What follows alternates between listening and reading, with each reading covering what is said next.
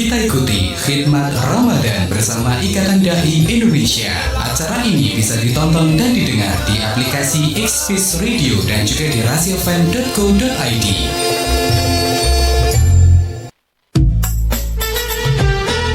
Anda masih mengikuti acara Khidmat Ramadan bersama Ikatan Dai Indonesia. Assalamualaikum warahmatullahi wabarakatuh. Rasi Radio Inspiratif dan Informatif. Saat Rasi, selamat sore. Gimana kabarnya untuk Anda yang ada di rumah maupun dimanapun Anda berada ya. Tentunya saat Rasi Fatur di sore hari ini hadir di program spesial Ramadan, yaitu program Khidmat Ramadan. Dengan nantinya kita akan membawakan tema yang luar biasa juga tentang teknik meraih sukses Ramadan. Tentunya sudah bergabung dengan Fatur di studio Rasi FM Magetan ada Ustazah Budi Setiawan. Assalamualaikum Ustaz. Waalaikumsalam warahmatullahi wabarakatuh, Mas Fatur. Selamat sore Ustaz ya. Selamat sore. Insya Allah sehat ya. Alhamdulillah. Mas Fatur gimana? Insya Allah sehat ya. Sehat insya Alhamdulillah. Allah. Alhamdulillah. Nah Ustaz tentunya ini ternyata sudah tidak terasa ya 14 hari. 14 hari. Betul. Kita hampir separuh Mas ya. Hampir separuh betul sekali. Dan tentunya Ustadz nanti selama kurang lebih 1 jam ke depan kita akan membahas tentang tema yang luar biasa tentang teknik meraih sukses di bulan Ramadan. Dan mungkin monggo Ustadz Fatur berikan waktunya untuk Ustadz. Iya, terima kasih Mas Fatur dan sahabat Rasi yang senantiasa dimuliakan Allah Subhanahu wa taala. Puja puji syukur hendaknya senantiasa kita haturkan pada Allah Subhanahu wa taala di hari ini, hari Jumat, tepatnya 14 hari di bulan Ramadan ini. Allah SWT masih memberikan kesempatan kepada kita, kesehatan pada kita, kesehatan yang prima, sehingga kita dapat mengisi Ramadan ini dengan banyak melakukan amal-amal kebaikan. Betul. Kalau misalnya di antara sahabat Rasi ada yang sakit, mudah-mudahan kita doakan segera diberikan kesembuhan. Amin, amin. Dan sakitnya itu juga sebagai sebuah menjadi wasilah diampuninya dosa-dosa kecil yang dilakukannya.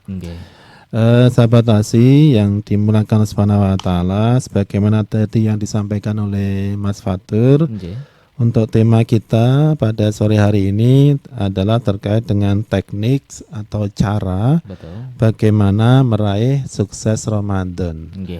Mas Fatur katakan sukses Ramadan yang gimana kira-kira? Aku Ramadanku sukses, Ramadanku gagal. Sukses kan lawannya gagal ya. Kalau sukses ya gimana? Kalau dari Fatur sih ya tentu insya Allah puasa Ramadan full. Puasa Ramadan full ya. Kemudian taraweh diusahakan full juga. Diusahakan full ya. Full sama insya Allah ya biasanya kalau bulan Ramadan ya khatam minimal 2 kali. 2 kali. Insya Allah. Alhamdulillah.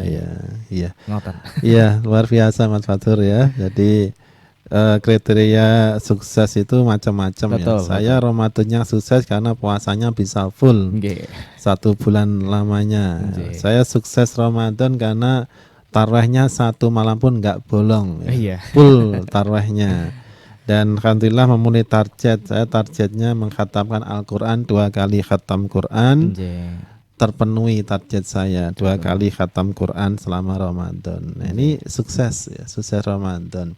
Pada saat kita menjalankan puasa Ramadan dengan penuh, pada saat kita melaksanakan sholat tarawih, imanan wahtisaban, dan kemudian tilawah Al-Quran, maka semuanya ini adalah sebagai wasilah kita untuk mendapatkan ampunan dari Allah Subhanahu wa taala.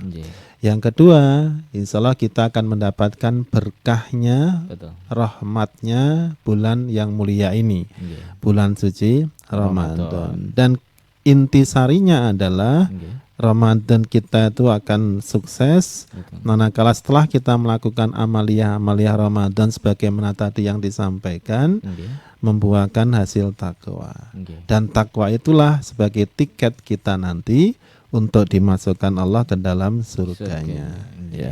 Nah, sahabat Rasi yang dimuliakan Allah Subhanahu wa taala, terkait dengan teknik untuk meraih sukses Ramadan ini, Yang pertama adalah tentu kita harus menempatkan diri kita di dalam setiap amal, melakukan amal ibadah, mendudukkan hati kita, diri kita untuk ikhlas di dalam melakukan amal. Betul. Ya. Amal kita sebanyak apapun, manakala tidak ikhlas, tidak lillah ta'ala, bukan karena Allah, bukan karena ingin mendapatkan ganjaran dari Allah, tapi ingin misalnya dapatkan pujian, maka tentunya amal-amal kita ini adalah amal-amal yang sia-sia. Sebagaimana diibaratkan di akhirat kelak ada orang yang membawa amal yang amalnya itu sebesar gunung Uhud, tapi kemudian tersapu oleh satu tiupan angin, ya, amal itu hilang, hilang sama sekali, tidak berbekas. Kenapa? Salah satunya karena memang amal-amal yang dikumpulkan di dunia bukan karena Allah, tapi karena yang lainnya. Betul. Tentu kita masih ingat sahabat Rasi, ada 3 orang yang nanti dihisab pertama kali di Yaumil Hisab. Yang pertama, yang justru kalau kita perhatikan, yang dihisab yang pertama ini adalah orang-orang yang melakukan amal kebaikan, bukan orang yang syirik, bukan orang munafik, bukan. Tapi justru orang-orang yang melakukan amal kebaikan. Siapa mereka? Yang pertama adalah orang yang waktu di dunia ini gemar berinfak, ya, kebetulan dikasih rezeki yang banyak, Mas Fatur, ya. Kemudian ya gemar infak, gemar sedekah, tapi ternyata infak sedekahnya itu bukan karena Allah, tapi karena ingin mendapatkan pujian, ya, ingin dapatkan sebutan kalau ia adalah orang yang dermawan. Dan ia pun dapatkan sebutan itu di dunia, ya. Si fulan itu orang yang dermawan, ya. Hanya cukup di situ, tidak ingin dapatkan pujian dari Allah SWT. Kemudian Allah memerintahkan orang yang pertama ini untuk dimasukkan, diseret ke neraka. Demikian pula orang yang kedua. Orang yang kedua ini waktu di dunia ini gemar membaca Al-Quran, ya, qori'ah, ya. Dan ternyata membaca Al-Qur'annya itu bukan karena Allah, tapi juga ingin dapatkan sebutan, disebut sebagai seorang qori, seorang qori'ah. Sama hanya pada saat kita mempelajari ilmu atau misalnya ilmu agama, tujuannya bukan karena Allah Subhanahu wa taala, tapi ingin mendapatkan gelar sebagai seorang ustadz-ustadzah. Ya, sehingga hal yang seperti ini yang menjadikan dimasukkan ke dalam neraka. Dan yang ketiga adalah orang yang jihad, yang berperang bersama pasukan Islam, tapi berperangnya itu juga bukan karena ingin dapatkan syahid karena Allah, tapi karena ingin dapatkan sebutan sebagai seorang pahlawan, sebagai seorang pemberani. Dan orang yang ketiga ini pun oleh Allah diperintahkan malaikat untuk menyeretnya ke neraka. Naudzubillahi min dzalik. Jadi di kitab Riyadhus Shalihin yang bab pertama terkait dengan niat memang. Ini artinya menandakan bahwa pada kita bahwa memang niat itu hal yang sangat penting sebelum kita melakukan amal. Amal kita itu sudah ikhlas atau belum? Ya. Pada saat misalnya kita belum ikhlas dalam beramal, segera tata hati kita, ya Allah, saya niatkan amal saya, ibadah saya, infak sedekah saya, puasa saya hanya untuk Engkau semata. Ya. Adapun untuk pujian manusia itu hanya sebagai tambahan-tambahan yang sifatnya duniawi saja. Silahkan engkau memuji saya akan tetap melaksanakan amal ibadah. Sebaliknya silahkan engkau misalnya mencaci amal saya pun tetap akan melakukan ibadah. Karena amal-amal yang saya lakukan tujuannya bukan ingin dapatkan pujian cacian dari manusia, tapi tujuannya adalah ingin mendapatkan pujian dari Allah Subhanahu wa taala. Jadi sahabat Rasi, mari kita tata kembali niat kita, ikhlas di dalam melakukan amal. Termasuk dengan Ramadan ini. Pada saat kita ikhlas, ya, pada saat kita mendudukkan posisi hati kita itu ikhlas dalam beramal, insya Allah Allah akan memberikan kekuatan pada diri kita. Zid kuwatak bil istighfar ya. Tambahlah kekuatan kalian dengan istighfar. Istighfar ini kan mohon ampun. Mohon ampun di sini muaranya adalah bagaimana untuk menata keikhlasan yang ada pada diri kita. Bisa jadi amal yang kita lakukan tidak ikhlas, maka segeralah mohon ampun kepada Allah Subhanahu wa taala. Ini pentingnya seperti itu. Jadi pada saat kita ikhlas, insya Allah ini akan menjadikan motivasi yang kuat, yang sangat baik bagi kita untuk melakukan optimalisasi Ramadan dengan berbagai macam bentuk ketaatan kita kepada Allah Subhanahu wa taala. Begitu Mas Fatur ya. Jadi mari dudukkan sahabat Rasi, hal yang penting dalam kehidupan kita adalah ikhlas. Ya. Jangan sampai misalnya baru muadzin pertama ya. Biasanya anak muda ya disuruh muadzin adzan ya. Setelah diminta adzan ini mungkin suaranya memang agak, karena pertama ya grogi. Karena grogi suaranya habis di tengah-tengah. Akhirnya sama ini ya dicemooh sama jamaah. Akhirnya wes nino gak adzan-adzanan itu aku sok. Ya, tetap saja kalau kita adzan tuh niatnya karena lillah taala, dicaci enggak dicaci ya tetap saya yang salahkan adzan pada saat yang lainnya tidak mau untuk adzan. Gitu. Demikian pula pada saat misalnya kita infak ya, infak tidak dipuji gak masalah. Ya. Bahkan mungkin diremehkan, gajinya gede infaknya mau semono misalnya gitu. Tetap aja infak karena saya melakukan ini bukan untuk pujian dari manusia, tapi ingin dapatkan pujian pahala dari Allah Subhanahu wa taala. Sehingga pada saat kita menempatkan hati kita seperti itu, jiwa kita seperti itu dalam setiap amal mendudukkan ikhlas, sehingga kita merasa nyaman, Mas. Merasa tenang, nyaman ya. Karena muara kita memang tujuannya adalah ingin dapatkan ridho dari Allah Subhanahu wa taala. Ini yang pertama Mas Fatur dan sahabat Rasi yang dimuliakan Allah Subhanahu wa taala. Nah, berikutnya sahabat Rasi, teknik meraih sukses Ramadan. Yang kedua ini adalah mengetahui bahwa Nabi Muhammad sallallahu alaihi wasallam ini setiap menjelang kedatangan bulan Ramadan ini selalu memberikan kabar gembira kepada para sahabatnya. Ya, dan ini tidak dilakukan di 11 bulan yang lainnya. Ya, pada saat Ramadan itu mau dekat, tinggal beberapa bulan, tinggal 2, tinggal 1 bulan, ini Rasulullah memberikan kabar. Qad ja'akum Ramadan syahrul mubarak. Ya, telah datang kepada kalian bulan Ramadan. Allah telah mewajibkan kepada kalian untuk berpuasa di siang harinya. Ya, qad ja'akum Ramadan, telah datang kepada kalian bulan Ramadan, syahrul mubarak, bulan yang penuh dengan keberkahan. Ya, abturinu alaikum siyamahu. Ya, telah diwajibkan atas kalian untuk berpuasa di siang harinya. Ini kabar gembira. Artinya apa? Pada saat Ramadan, jauh-jauh hari Rasulullah menginformasikan kabar gembira ini. Sebentar lagi akan datang Ramadan. Ayo seneng, bahagia. Sementara 11 bulan yang lainnya tidak, berarti menandakan bahwa memang Ramadan itu adalah bulan yang sangat istimewa. Nah, pada saat kita melihat, mengetahui Ramadan ini adalah bulan yang sangat istimewa, maka amal-amal kita pun juga harus istimewa. Gitu Mas Fatur ya. Harus istimewa, nggak boleh biasa-biasa. Apalagi malah lebih buruk ya. Di luar Ramadan misalnya bisa tilawah setiap hari, di Ramadan malah belas nggak tilawah. Di luar Ramadan bisa infak setiap hari, misalnya pada subuh, di Ramadan malah belas. Berarti ini ada yang salah. Maka perlu diluruskan. Ini ya sahabat Rasi. Kalau kita mendudukkan Ramadan adalah bulan yang memang dikhususkan oleh Allah dan Rasulnya, maka ibadah kita pun harus optimal. Ya, ibadah kita harus optimal. Ya, ini. Nah, berikutnya ya Mas Fatur dan sahabat Rasi yang dimuliakan Allah Subhanahu wa taala.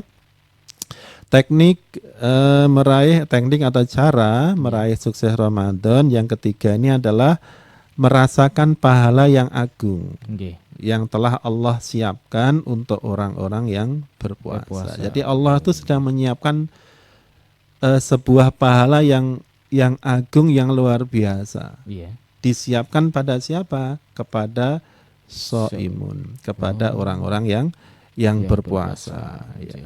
Apa pahala yang agung itu? Pahala yang agung ini yang pertama adalah pahala orang yang berpuasa sangatlah besar.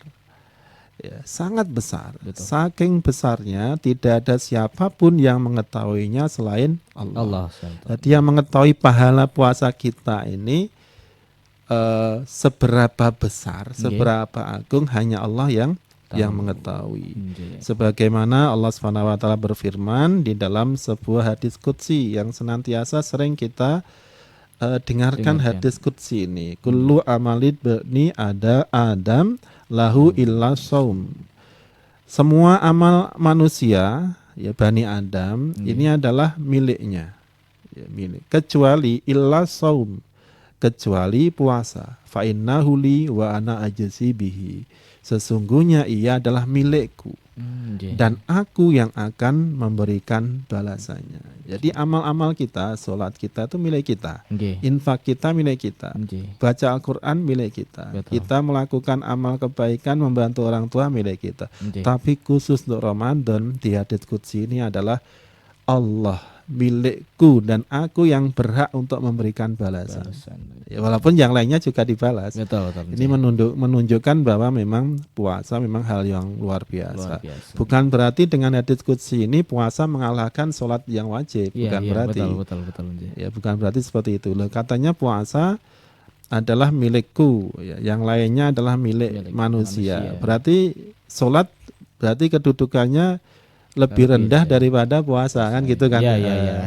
Kita mungkin berpikir seperti itu. Ya tentu tidak. Tetap urutan rukun Islam itu tetap harus kita laksanakan. Ya, mulai dari syahadat, mulai dari sholat, karena sholat adalah tiang agama. Betul. Ya, yang menandakan kita tuh muslim atau tidak ya terkait dengan sholatnya. Kalau sholat sudah baru puasa. Jadi jangan sampai salah persepsi, hanya mengerjakan puasa tapi tidak mengerjakan sholat. Karena ada ya terutama di remaja ya, anak-anak sekolah, SMP, SMA yang mungkin karena kekurang pahaman atau kekurang tahuan sehingga banyak mereka yang puasa. Ya tapi sholatnya masih bolong-bolong Mas. Ada. Saya itu pernah ngisi pondok Ramadan di sekolah itu ya. Saya tanya yang puasa sampai dengan hari saat itu kalau nggak salah sudah hari ke-16. Yang laki-laki yang puasanya sampai hari 16 ini yang tidak bolong ada enggak? Semuanya penuh ya. Saya husnudzon ya. Mereka tidak bohong karena takut aku gak puasa tapi gak mau ngacung misalnya. Takut. Saya husnudzon ya. Saya berbaik sangka pada mereka bahwa mereka semuanya berpuasa sampai hari ke-16. Nah, kemudian saya tanya, siapa yang sholatnya dalam sehari saja yang biasa bolong angkat tangan, jujur saja, ini tidak mempengaruhi nilai, tapi itu gitu kan? Ya, awalnya nggak ada, saya desak, betul nggak ada ya, bohong dosa lo, tak gitu kan? Nggak apa-apa, sekali lagi ini tidak mempengaruhi nilai. Ya. Akhirnya banyak yang katakan ternyata. Betul, dan saya tanya, lo bolongnya biasanya di sholat apa? Sholat asar. Ya ternyata sholat asar Mas. Ya kalau pulang tuh jam 3 pulang itu kan sebenarnya kan sudah adzan itu. Itu sampai ke rumah ya sudah main sampai maghrib. Kedua yang sering bolong memang adalah sholat subuh. Ya kalau nggak bolong sholat subuhnya memang sudah melampaui batas ya, hampir mendekati limit waktu-waktu Isra, waktu-waktu terbit matahari. Ya. Yang ketiga yang sering bolong itu adalah sholat isya. Kalau duhur mereka bisa kami arahkan karena masih di sekolah, ya kami opera-opera untuk sholat di masjid. Kalau maghrib mereka banyak mengerjakan sholat, walaupun di rumah ada yang di masjid. Kalau kita lihat ya Mas Fatur, Dan Sabar Rasi mungkin sama masjid saya dengan masjid Sabar Rasi semua atau musola. Dari 5 waktu itu yang memang zamannya paling banyak kalau di daerah saya itu maghrib. Oh, nggih, betul. Sama, sami berarti sami. Berarti sama ya. Kayaknya memang hampir semuanya gitu ya. Maghrib yang paling banyak. Betul. Isya sudah kurang, apalagi subuh. Ya, subuh sudah kurang. Betul. Jadi Sabar Rasi pahalanya luar biasa. Itu yang pertama. Pahala yang berpuasa ini sangatlah besar. Saking besarnya tidak ada siapapun yang mengetahuinya selain Allah Subhanahu wa taala. Nah, Ustadz, tentunya kita masih akan melanjutkan pembahasan kita ya di Khidmatur Ramadan untuk sore hari ini, tapi ini masih ada yang mau lewat terlebih dahulu. Monggo. Oke, jadi jangan kemana-mana untuk saat terasi, tetap bersama Fatur dan juga Ustadz Budi di Khidmatur Ramadan.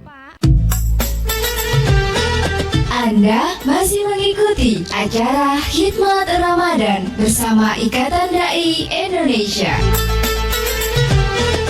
Oke, Rasi Radio Inspiratif dan Informatif. Ustadz Budi, nampaknya di sore hari ini sudah ada Bapak Warno ini yang bergabung dengan kita untuk bertanya. Assalamualaikum. Waalaikumsalam warahmatullahi wabarakatuh. Selamat sore Bapak Warno. Alhamdulillah. Alhamdulillah. Ya, begini satu mohon dijelaskan bahwa yang diajarkan Rasulullah itu kan banyak banget. Tapi apa itu yang diajarkan itu tidak boleh dikurangi dan tidak boleh ditambah. Itu contohnya seperti apa? Maksudnya kalau misalnya yang biasa-biasa aja, kalau habis sholat atau berinteraksi dengan sesama manusia itu bagaimana? Apa yang tidak boleh itu yang ditambah atau yang dikurangi? Misalnya saya mau datang ke tempatnya Ustadz, misalnya Assalamualaikum, itu apakah itu boleh ditambah Assalamualaikum warahmatullahi wabarakatuh, atau misalnya habis sholat astagfirullah itu apa boleh ditambahi astagfirullahaladzim alladzi la ilaha illa huwa wa atubu ilaih. Ini bagaimana mau penjelasan? Assalamualaikum. Waalaikumsalam warahmatullahi wabarakatuh. Matur nuwun kagem Pak Warno nggih. Ngoten Ustadz. Terima kasih Pak Warno. Dari suaranya saya senang, mudah-mudahan Pak Warno ini senantiasa diberikan kesehatan, amin, lahir batin dan juga kesehatan untuk keluarganya. Amin. Begini Pak Warno, terkait dengan memang Rasulullah pernah menyampaikan agama itu ya terkait dengan tidak ditambah tidak dikurangi. Betul. Ini terkait dengan urusan yang berkaitan dengan ibadah, terutama ibadah-ibadah yang mahdhah, yang sudah jelas tuntunannya dari Allah dan Rasulnya. Betul. Misalnya sholat subuh itu kenapa kok hanya 2 rakaat, tak tambah biar lebih mantap menjadi 3 rakaat, bahkan menjadi 20 rakaat. Kayaknya menurut pandangan kita jumlah ini kalau ditambah mesti Allah ridho, karena pahalanya semakin banyak ya.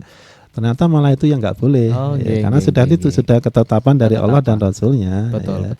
Nah, terkait dengan ibadah-ibadah yang sifatnya ghairu mahdhah, di luar ibadah wajib, misalnya dzikir, ya seperti tadi disampaikan astagfirullah, apakah boleh ditambahi secara sempurna? Sangat boleh. Astaghfirullahaladzim alladzi la ilaha illa huwal hayyul qayyum wa atubu ilaih. Itu boleh. Ya, sholawat pun banyak sekali sholawat.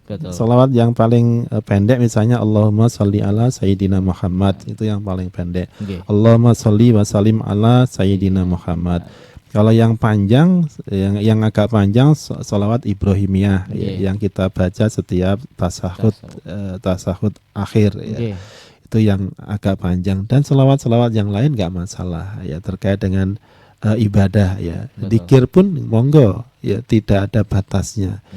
Walaupun misalnya terkait dengan istighfar, Rasulullah itu istighfarnya sehari itu 70 sampai 100 kali. Itu Rasulullah yang sudah maksum, yang dijamin masuk surga, diampuni dosa-dosanya. Ada istighfarnya seperti itu. Kalau kita apakah boleh ditambah? Boleh. Berapa nambahnya terserah semampu kita, yang jelas sebanyak-banyaknya. Kalau kita ingin mendawamkan istighfar di setiap keadaan, setiap saat dalam kehidupan kita, maka Allah akan bukakan jalan keluar dari setiap kesulitan. Allah akan ampuni dosa-dosa kita, Allah akan memberikan rezeki dari arah yang tiada disangka-sangka. Ini keutamaan istighfar luar biasa. Jadi tidak ada batasannya terkait dengan ini ya. Boleh ditambah ya. Yang tidak itu adalah yang sifatnya adalah mahdhah. Sebagaimana Rasulullah itu di Ramadan yang sering menjadikan bahasan di Ramadan ya Mas Fatur dan sahabat Rasi, terkait dengan misalnya sholat tarawih. Apakah Rasulullah melakukan sholat tarawih di Ramadan? Iya.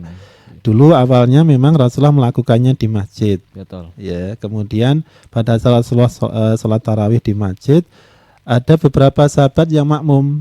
Ya.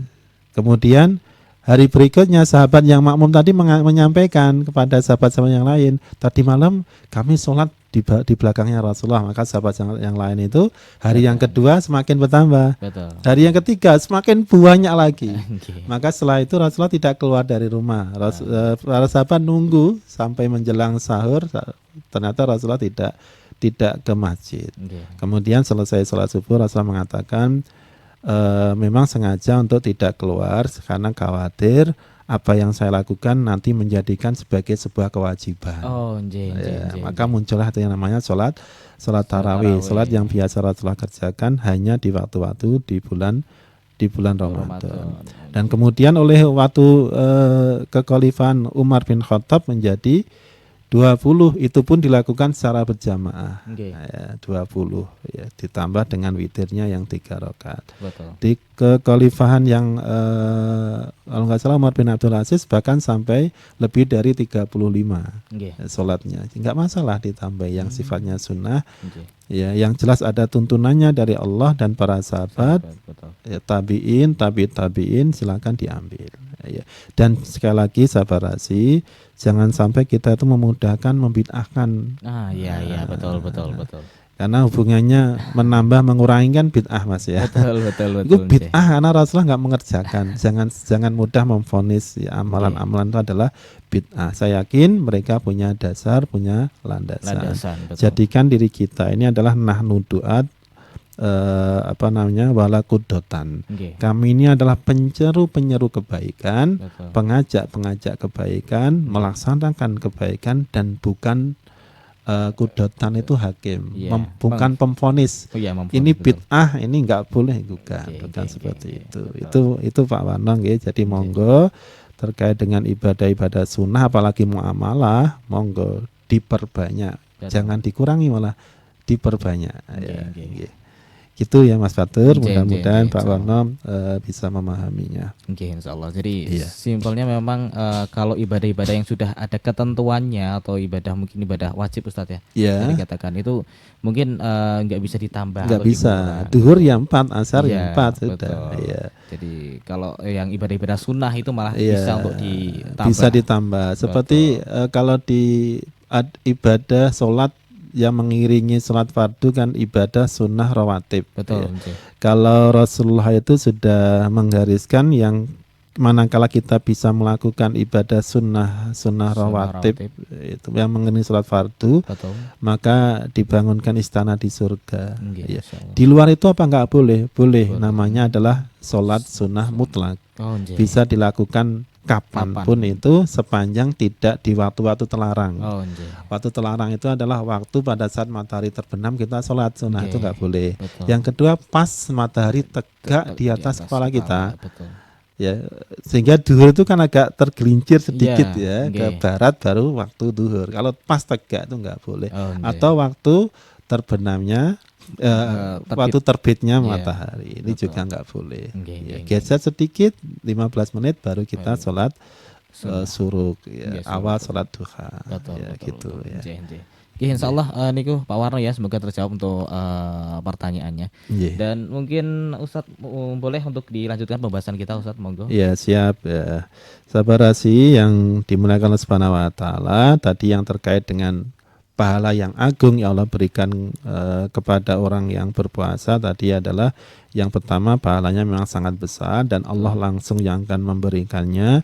Yang kedua siapa yang berpuasa 1 bulan, 1 hari fisabilillah, maka ia akan dijauhkan dari neraka sejauh 70 tahun. 1 hari, puasa 1 hari dijauhkan dari neraka selama 70 tahun. Kalau kita Ramadan 30 hari, berarti tinggal ngalikan 70 Mas ya. Berarti berapa? 2100. Iya, 2100. 2100 tahun berarti itu jaraknya berapa antara bumi bagian timur sampai barat jauhnya ya. Kurang lebih segitu ya. 1 hari saja jauh. Iya.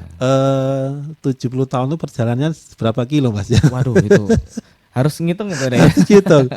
Jadi luar biasa sekali pahalanya. Allah, 1 puasa itu mampu menjauhkan kita dari neraka selama sejauh 70 tahun. Betul. Ya. Apalagi 1 Ramadan. 1 Ramadan. Ya, 29 atau 30 hari dikalikan 70 tahun. Berarti kita sangat jauh sekali dengan neraka. Tapi ada Mas yang orang itu tidak bisa mencium bau surga. Ya, bau surga. Mereka yang tidak bisa mencium bau surga adalah mereka yang meninggal dalam kondisi menenggak minuman air keras. Ya, minuman yang memabukkan. Itu tidak mencium bau surga. Padahal bau surga itu aromanya tercium sejauh 40 tahun. Perjalanan. 40 tahun perjalanan tercium. Ini enggak nyium belas.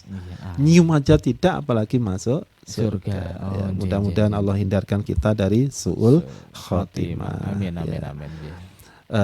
Itu ya Mas ya. Jadi ini sebagai motivasi kita ya. Sebagaimana ini Rasulullah SAW menyampaikan dasarnya ya, hadis dari Abu Sa'id Al-Khudri radhiyallahu anhu, ia berkata, saya mendengar Rasulullah SAW bersabda, siapa yang berpuasa 1 hari fisabilillah, maka Allah SWT akan menjauhkan wajahnya dari neraka sejauh 70 tahun. Nah, ini luar biasa ya, 70 tahun ya.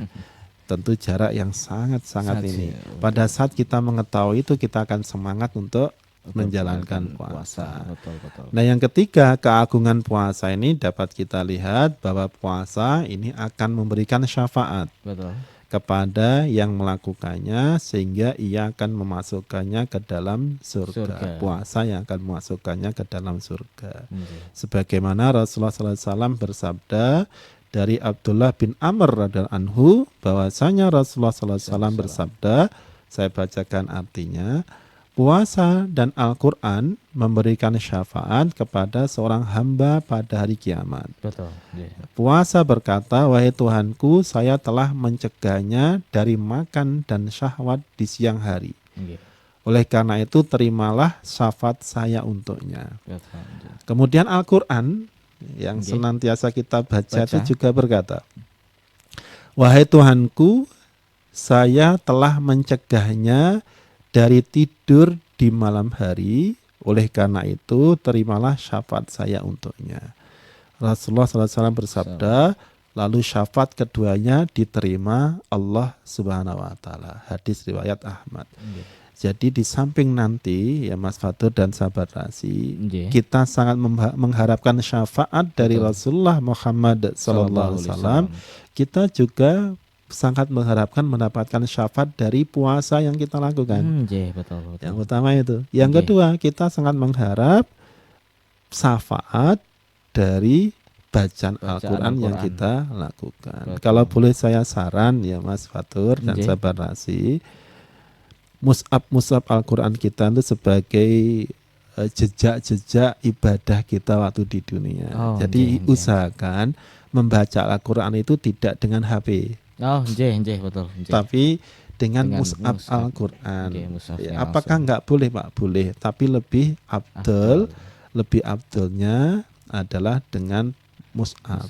Kalau mushaf kan nggak boleh dibawa ke kamar mandi Mas. Betul. Kalau HP ini kan bisa dibawa kemana-mana, ke tempat maksiat, ke tempat ini. Betul. Ya, pada saat kita baca mushaf kan otomatis kita betul-betul membaca.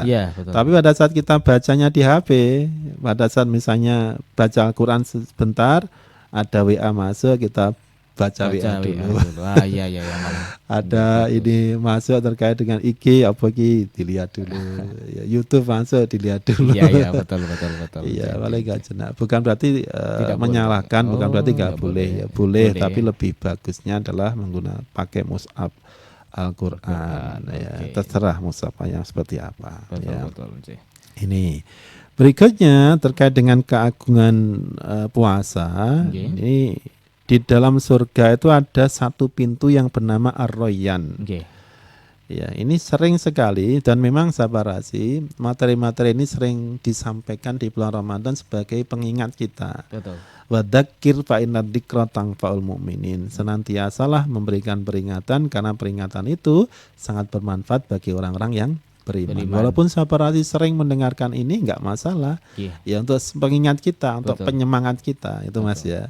Jadi pintu Ar-Rayyan ini hanya dimasuki oleh orang-orang yang berpuasa. Yang tidak puasa tidak lewat dari pintu Ar-Rayyan. Mungkin lewat pintu yang mana? Kan ada 8 pintu surga itu ya.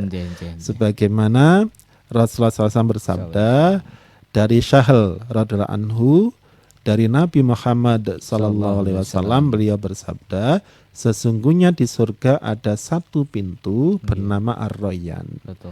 Ya, dari pintu ini akan masuk orang-orang yang berpuasa pada hari kiamat. Tidak ada siapapun selain mereka yang akan memasuki pintu ini. Dikatakan atau diserukan, mana orang-orang yang berpuasa? Lalu mereka semua berdiri. Tidak ada seorang pun selain mereka yang memasuki pintu ini. Jika orang-orang yang berpuasa telah masuk semua, maka pintu itu ditutup. Sehingga tidak ada seorang pun selain mereka yang memasukinya. Jadi Ar-Rayyan khusus pintu untuk orang-orang yang berpuasa. Betul. Ada yang pede gini Mas, itu amalku akeh. Salatku ya apik, puasaku yang ya apik. Masuk pintu ini lewat di lewat pintu Ar-Rayyan atau lewat pintu salat? Aduh. Ya. Kan ada juga memang diberitakan ada beberapa sahabat yang dipersilakan untuk masuk pintu dari pintu manapun. Termasuk wanita soleh yang kemudian wanita ini melaksanakan ibadah, yang melaksanakan puasa. Terus mengerjakan sholat, puasa, terus haji jika mampu, dan kemudian taat pada suaminya, maka Allah persilahkan untuk masuk pintu surga dari pintu yang manapun. Ya, mungkin kan luar biasa Mas. Sakarku pintu di Ar-Rayyan ya oke. Pintu jihad ya oke, pintu surga, pintu sholat ya oke. Monggo gitu ya. Iya. Nah Ustadz, nampaknya kita masih akan ada yang mulai terlebih dahulu ya Ustadz ya. Nanti kita akan melanjutkan perjumpaan kita di Khidmat Ramadan. Jadi untuk sahabat Tarasi jangan kemana-mana. Masih dengan Fatur dan juga Ustadz Budi di Khidmat Ramadan. Anda masih mengikuti acara Khidmat Ramadan bersama Ikatan Dai Indonesia.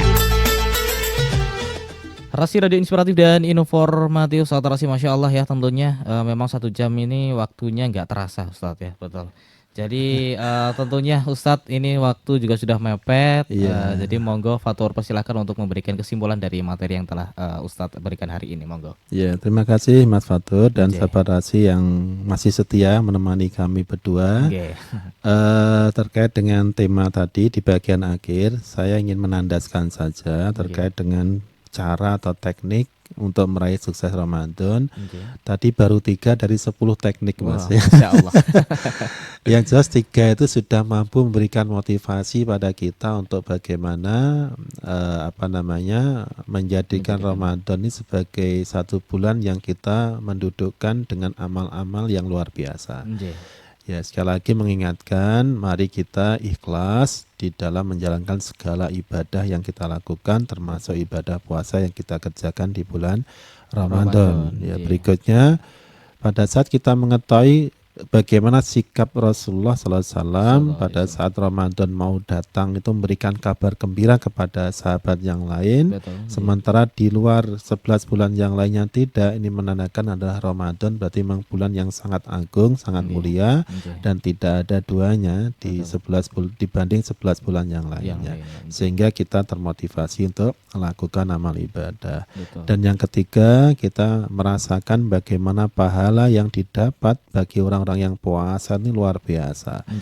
Dari pahala itu yang Allah sendiri yang memberikan langsung kepada orang yang puasa. Betul. Kemudian kalau kita puasa sehari saja fisabilillah, puasanya betul-betul niatnya karena Allah, itu mampu menjauhkan kita dari neraka sebanyak 70 tahun perjalanan. Kita bisa bayangkan ya, kalau berarti saya puasa 1 bulan Ramadan, berarti saya semakin jauh dari neraka. Kalau semakin jauh dari neraka, berarti saya semakin dekat dengan surga. Yang ketiga, pada saat kita meyakini bahwa puasa dan Al-Quran ini memberikan syafaat pada kita, di samping Rasulullah kelak yang akan memberikan syafaat, memotivasi kita untuk bagaimana sukses di dalam meraih Ramadan. Demikian pula terkait dengan pintu yang sudah Allah siapkan, pintu surga yang khusus Allah siapkan yaitu Ar-Rayyan. Ini juga memberikan motivasi bagi kita untuk bagaimana kita berusaha untuk Ramadan tahun ini jangan sampai gagal. Harus sukses. Ya, mudah-mudahan sabar rasi Allah berikan kekuatan pada diri kita untuk dapat mengisi Ramadan yang hampir separuh perjalanan ini dengan banyak melakukan amal-amal kebaikan di sisa Ramadan yang insyaallah 15 atau 14 atau 16 hari ke depan. Demikian Mas Fatur dan sabar rasi. Jika ada kekurangan mohon dimaafkan. Aku qauli hadza astaghfirullah li wa lakum wa qur rabbighfir warhamna anta khairur rahimin. Assalamualaikum warahmatullahi wabarakatuh. Waalaikumsalam warahmatullahi wabarakatuh. Matur sembah nuwun kagem Ustadz Budi ya untuk sore hari ini, dan tentunya satrasi Fatur dan juga Ustadz Budi untuk sore hari ini izin pamit undur diri terlebih dahulu. Mohon maaf apabila ada kata-kata yang kurang berkenan ya dari Fatur maupun dari Ustadz untuk sore hari ini. Dan kami pamit undur diri dari program Khidmat Ramadan. Kita bertemu lagi besok hari di jam 4 seperti biasa. Wassalamualaikum warahmatullahi wabarakatuh. Waalaikumsalam. Terima kasih baru saja Anda ikuti Khidmat Ramadan. Acara ini dipersembahkan oleh Radio Rasia FM Magetan dan bekerja sama dengan Ikatan Dai Indonesia Magetan.